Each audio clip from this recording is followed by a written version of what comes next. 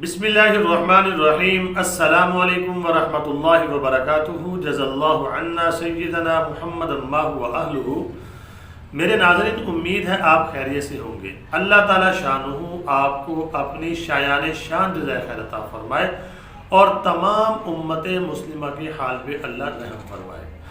میرے ناظرین، آج کی جو میری ویڈیو ہے اس کا ٹائٹل اور موضوع یہ ہے کہ اگر عالمی جنگ یعنی تیسری جنگ عظیم جو کہ شروع ہو چکی ہے تو عروج پر پہنچی تو کیا یہ کام ہوگا؟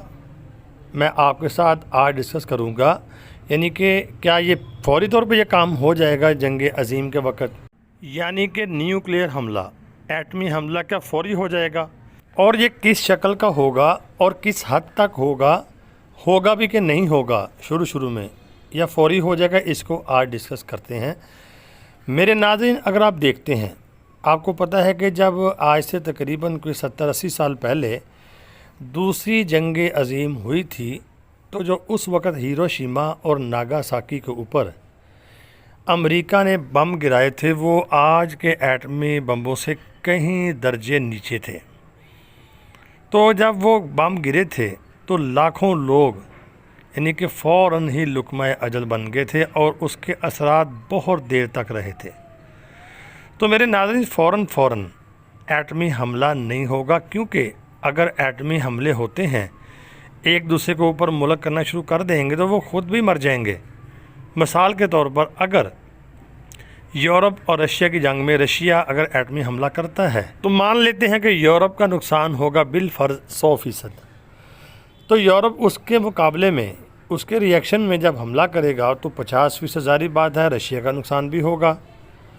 اسی طرح کہ چائنا اور امریکہ کی جنگ ہوتی ہے، چائنا یا امریکہ دونوں آپس میں لڑتے ہیں، ایک ملک دوسرے پہ حملہ کرتا ہے تو ظاہری بات ہے تو فوری ایٹمی حملے نہیں ہوں گے۔ فوری کون سے حملے ہوں گے میں آپ کو بتاتا ہوں۔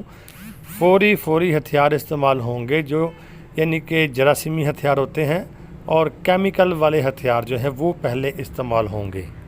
تو پھر اس کا جو اینڈ ہوگا پھر وہ بڑے ہتھیاروں پر ہی ہوگا۔ آپ کے علم میں یہ بات ہونی چاہیے کہ افغانستان کے اندر اور اسی طرح عراق کے اندر اور اسی طرح شام کے اندر انہوں نے کیمیائی ہتھیار اور جراثیمی ہتھیار استعمال کیے ہیں، وہاں پر بہت لوگوں کو مارا ہے انہوں نے، اور ویتنام کے اندر بھی انہوں نے یہ کیا تھا۔ تو میرے ناظرین، کیمیکل والے ہتھیار اور جراثیمی ہتھیار یہ بھی بڑے خطرناک ہتھیار ہیں۔